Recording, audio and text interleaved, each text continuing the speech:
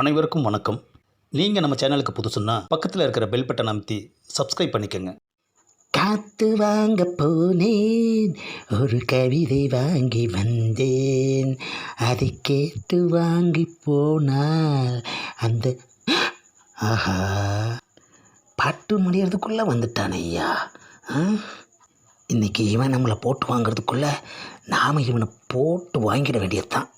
வாப்பா, எங்கே போயிட்டு வர்ற? பீச்சுக்கு போயிட்டு வரேன்.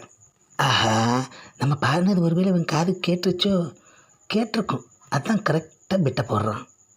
ஆனால் பீச்சுக்கு எதுக்குப்பா போயிட்டு வர்ற? கடல் தண்ணி ஒரே அளவாக இருக்கா, இல்லை உன்ன மாதிரி யாராவது திருடிட்டு போயிட்டாங்களான்னு போய் செக் பண்ணிட்டு வர்றேன். என்னது, நான் திருடனா?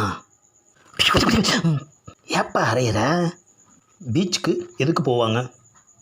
காற்று வாங்கத்தான். அப்புறம் ஏன் நக்கலாக ஒரு கேள்வி கேட்குற? தப்பு தான்பா, தப்பு தான், கேட்டது தப்பு தான். காற்றா வாங்க போனேன். இரு, இன்னைக்கு ஒன்று விட மாட்டேன், பொட்டு வாங்காமல் ஒன்று விட மாட்டேன். ஏப்பா, நீ வாங்கின காற்றுல எனக்கு கொஞ்சம் கூட.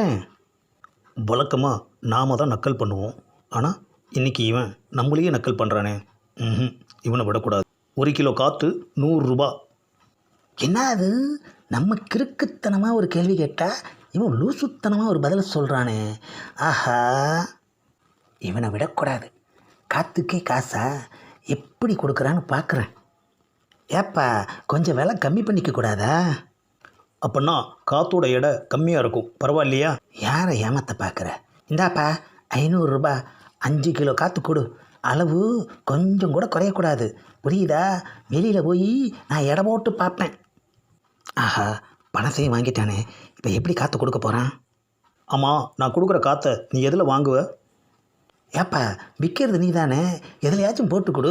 போட்டெல்லாம் தர முடியாது, நீ போய் தான் எடுத்துக்கணும். என்ன அது, நான் போய் எடுத்துக்கணுமா? ஆமாம், நான் வாங்கின காற்றை எம்ஜிஆர் சமாதி பக்கத்தில் பத்திரமா வச்சுட்டு வந்திருக்கேன். அங்கே போய் 5 கிலோ காற்றை மட்டும் எடை போட்டு எடுத்துக்கிட்டு மீதியை அங்கேயே வச்சுட்டு வா.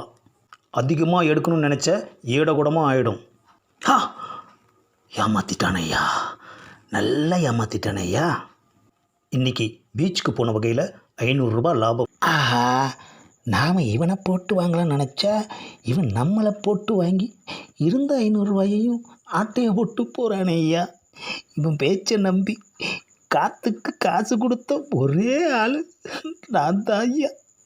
காற்றும் போச்சு, காசும் போச்சு.